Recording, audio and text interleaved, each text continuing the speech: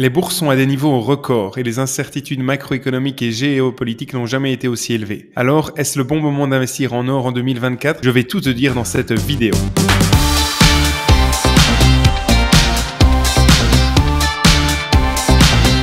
En effet, si on regarde le cours de l'or, on se rend compte qu'il n'a jamais été aussi haut. Il a dépassé son niveau le plus haut atteint en été 2020. Également, il y avait un niveau très important qui avait été atteint début 2022. Et maintenant, le prix d'une once d'or tourne aux alentours des $2150 à l'heure d'enregistrer cette vidéo. Alors, qu'est-ce qui explique la bonne performance de l'or? Moi, je vois 4 facteurs importants. Le premier facteur, c'est le facteur des banques centrales, puisque les banques centrales achètent massivement de l'or. Comme tu peux le voir sur l'illustration, il y a plus de 1000 tonnes d'or qui ont été achetées en 2023 par les banques centrales.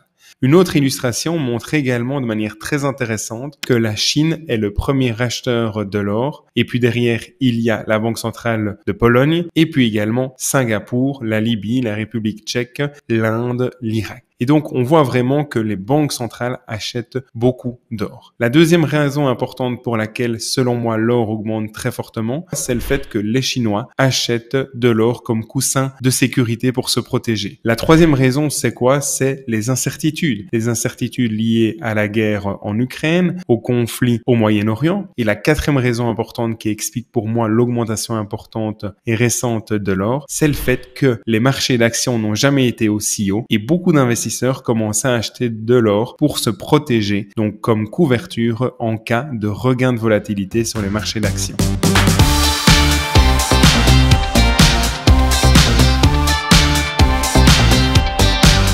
Faut-il pour cela investir dans de l'or? Pour moi, je vois 3 raisons potentielles qui peuvent expliquer un achat et un investissement dans de l'or pour diversifier son patrimoine. La première raison, c'est le rôle de coussin de sécurité. Si on prend par exemple en 2020, le S&P 500, la bourse américaine, a perdu plus de 34%. Pendant ce temps-là, l'or, comme tu peux le voir sur l'illustration, servait de coussin de sécurité et ne chutait pas autant que la bourse américaine. Même chose si on regarde l'illustration faite par la Banque de Luxembourg, on peut se rendre compte de quoi? C'est que en 2007, la bourse a commencé à chuter. Elle a chuté de près de 55%. Pendant ce temps-là, l'or a servi de coussin de sécurité puisqu'il gagnait plus de 24%. À chaque fois que la bourse tousse de manière importante, l'or a servi de coussin de sécurité, d'airbag à un patrimoine financier. La deuxième raison, selon moi, qui explique le fait d'acheter de l'or, c'est plutôt une raison psychologique. Pourquoi? Parce que l'or est un actif tangible. Psychologiquement, détenir de l'or physique, par exemple via des barres ou des lingots, peut rassurer beaucoup d'investisseurs parce que c'est un actif tangible sur lequel les investisseurs peuvent compter. Et certains aiment bien également détenir quelques pièces d'or ou quelques lingots d'or au cas où le système financier serait entièrement bloqué. Et donc, j'aime vraiment bien reprendre l'illustration de la BD Picsou où on voit clairement que l'oncle Picsou se sent super heureux de nager dans ces pièces d'or parce que psychologiquement, ça le rassure. Et enfin, la troisième raison importante qui explique le fait que certaines personnes achètent de l'or, c'est le fait que l'or peut servir de monnaie de référence. Au vu de son histoire, l'or clairement peut être considéré comme une monnaie de référence et d'ailleurs, c'est la raison pour laquelle de nombreuses banques centrales achètent beaucoup d'or au détriment d'achats de dollars pour diversifier leurs devises.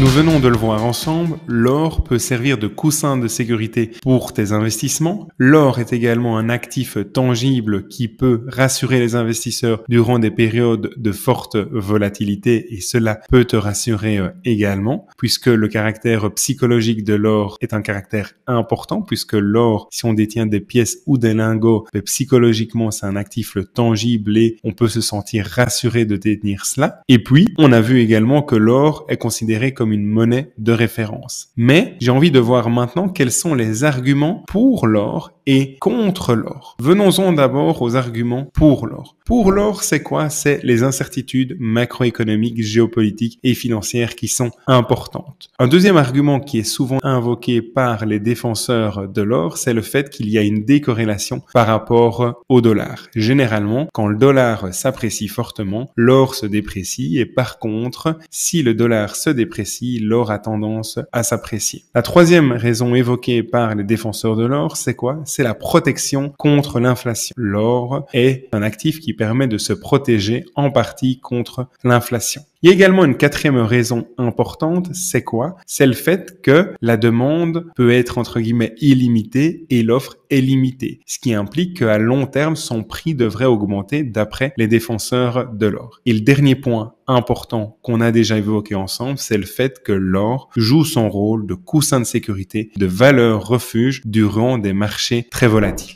Maintenant, si on se met du côté des personnes qui sont contre l'investissement en or, ces personnes-là évoquent 5 arguments importants. Le premier argument, c'est quoi? C'est le fait que l'or est un actif sans rendement. C'est-à-dire que ce n'est pas comme détenir une action qui va procurer des résultats puisqu'on est copropriétaire d'une société et cette société-là, si elle est bénéficiaire, elle a des résultats. Non, pas du tout pour l'or. L'or ne procurera jamais de dividendes ou de coupons. Le deuxième élément qui est souvent invoqué, c'est le fait que l'or est un actif financier qui est très volatile. D'ailleurs, si on regarde la volatilité journalière de l'or par rapport à l'indice américain, le S&P 500, on peut se rendre compte que la volatilité de l'or est plus importante que la volatilité du S&P 500. Donc, ça signifie que les variations journalières de l'or sont plus importantes, aussi bien à la hausse qu'à la baisse, que les variations journalières du S&P 500. Le troisième élément important, c'est le fait que les performances historiques ne sont pas spécialement en faveur de l'or. Si on regarde des statistiques récentes faites par Statista, qui reprennent des informations depuis 1971 jusqu'à 2024, on se rend compte que les actions américaines ont eu une performance d'un peu moins de 11% et que l'or a une performance de 8%. Donc généralement, à très long terme, l'or a une performance financière qui est moins élevée que les actions. La quatrième raison qui est souvent invoquée, c'est le fait qu'il est très difficile de vérifier la qualité de l'or. Si on achète de l'or dans un magasin comme cela, est-ce que l'or est de très bonne qualité? C'est difficile pour un novice de le savoir. Et enfin, le cinquième argument qui est avancé par les personnes qui ne souhaitent pas investir dans de l'or, c'est le fait qu'il est difficile de calculer la vraie valeur de l'or, puisque la valeur de l'or est déterminée par l'offre et la demande, et c'est surtout une valeur psychologique.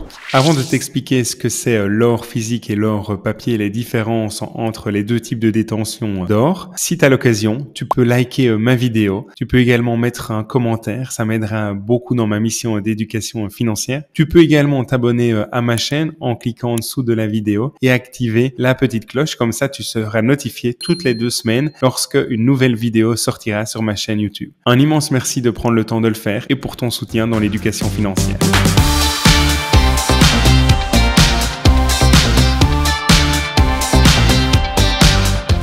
Alors, ça veut dire quoi investir dans de l'or physique ou de l'or papier? Investir dans de l'or physique, ça veut dire que physiquement, tu vas détenir des pièces d'or ou des lingots d'or. Investir dans de l'or papier, cela signifie que tu vas investir dans des titres financiers dont l'objectif est de répliquer le comportement de l'or. Alors, je vois 5 différences importantes entre les deux modes de détention. La première différence, c'est en ce qui concerne le stockage. Parce que quand tu achètes de l'or physique, tu dois le stocker quelque part. Aujourd'hui, c'est très difficile de stocker ça dans le coffre d'une banque. Et si tu le stockes à la maison, il y a un risque opérationnel. Si, par exemple, la maison prend feu ou si tu oublies ou s'il y a des vols. Par contre, si tu investis dans un instrument financier qui réplique l'or, tu vas le détenir sur ton compte titre. Ensuite, il y a les frais de courtage. Pourquoi? Parce que quand tu investis dans de l'or physique au travers de lingots ou au travers de pièces, tu vas payer des frais de courtage qui sont généralement beaucoup plus élevés que des frais de courtage si tu investis par exemple dans un instrument financier qui réplique le comportement de l'or. Bien entendu, si tu investis dans un instrument financier qui réplique le comportement de l'or comme un ETC, un Exchange Traded Commodity, c'est comme un ETF qui a pour objectif de répliquer la performance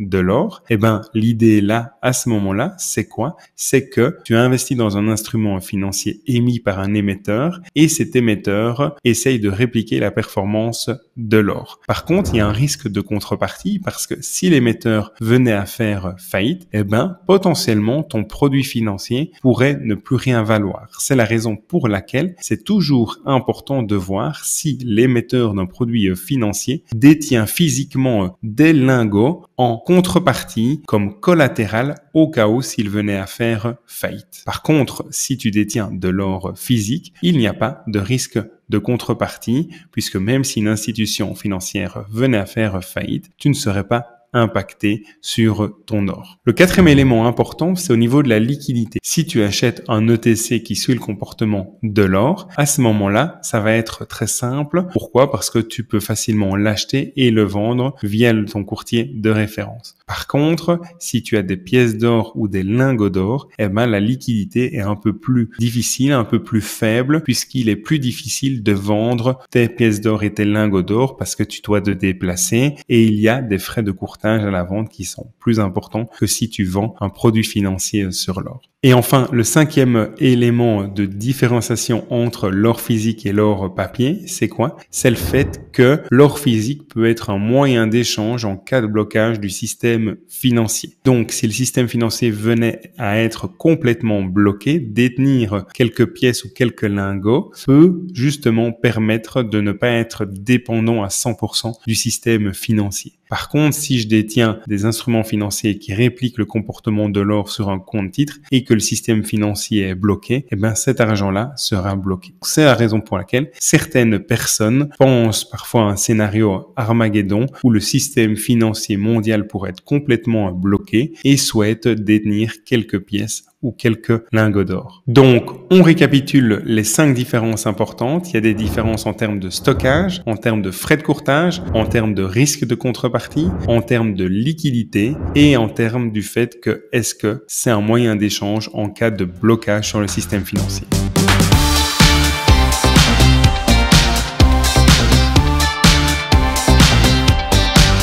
De mon côté, je ne détiens pas de l'or. Si tu me suis sur les réseaux sociaux depuis longtemps, tu le sais que je ne détiens pas de l'or, car je trouve que c'est un actif qui est très volatile, car je pense être capable de vivre avec la volatilité du marché des actions. Je trouve également que c'est un actif sans rendement, qui ne produit rien, entre guillemets. Et enfin, un point extrêmement important que j'ai déjà évoqué, c'est que l'or a une valeur psychologique, mais qu'il est difficile de calculer la vraie valeur de l'or. C'est la raison pour laquelle, de mon côté, je préfère ne pas investir dans de l'or. Mais je comprends totalement les personnes qui souhaitent avoir un coussin de sécurité et qui mettent parfois 5-10% dans leur portefeuille financier dans de l'or. Et donc, si maintenant tu souhaites acheter de l'or, tu peux soit acheter de l'or physique et donc là, je t'invite à regarder si près de chez toi, il y a un magasin qui peut t'aider à acheter de l'or. Je t'invite quand même à demander les cours acheteurs et les cours vendeurs pour savoir la différence qu'ils prennent dans leur poche et pour bien comprendre leur mode de fonctionnement. Je t'invite également à voir le certificat de conformité et de qualité de l'or pour être certain qu'il satisfait les différentes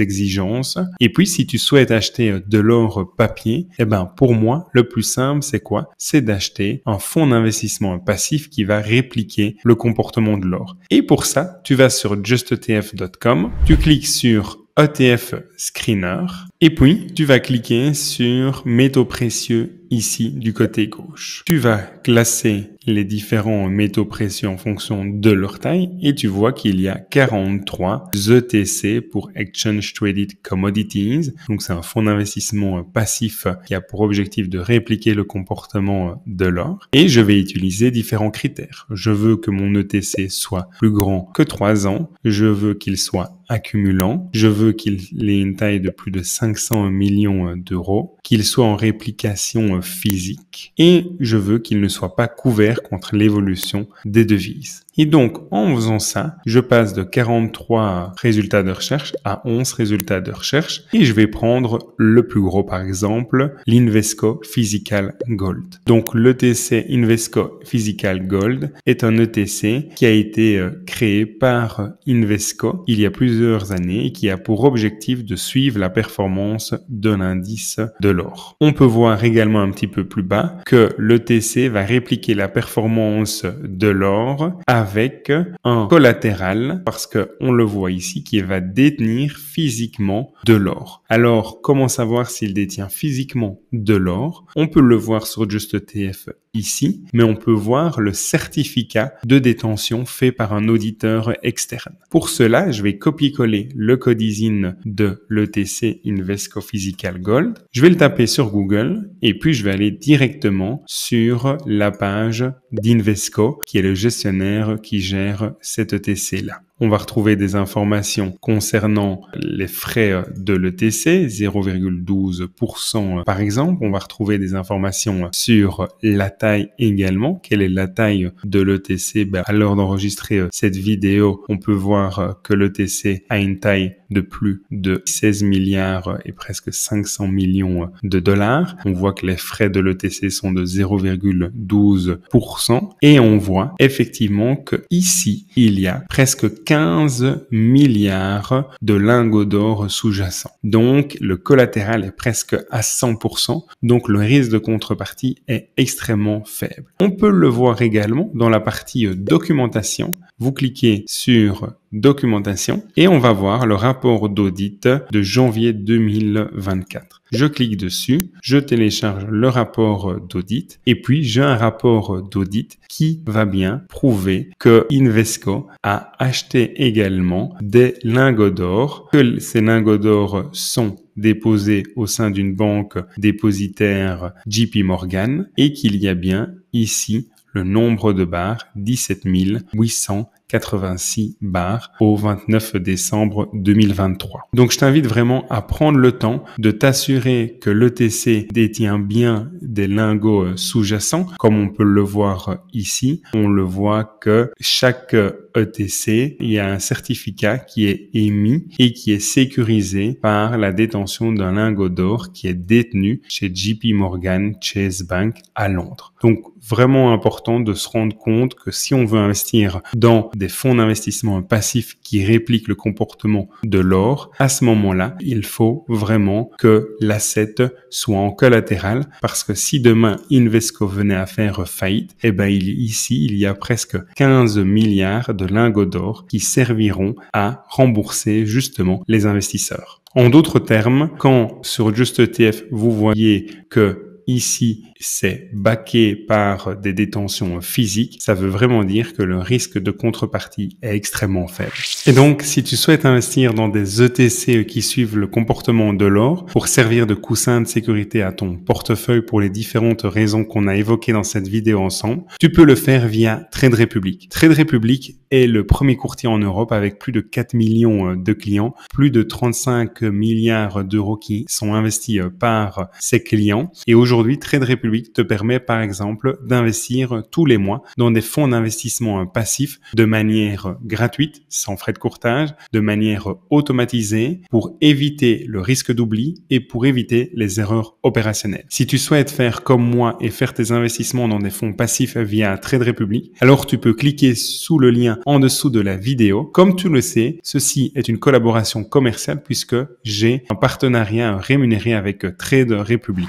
Un immense merci d'avoir pris le temps de regarder cette vidéo. J'espère qu'elle t'a plu. Si tu ne l'as pas encore liké, tu peux le faire. Si elle ne t'a pas plu, n'hésite pas à me dire pourquoi. Je serai ravi de lire ton commentaire bienveillant. Et puis, tu peux également, si tu le souhaites, lire mon livre Bien débuter en bourse qui est sorti en septembre 2022 aux éditions Mardaga. Tu peux également suivre ma formation digitale 4 semaines pour bien débuter en bourse pour avoir des bases solides et établir un portefeuille d'investissement performant à long terme. Tous les liens, je te les mets en dessous de cette vidéo et je te dis à très bientôt pour une nouvelle vidéo.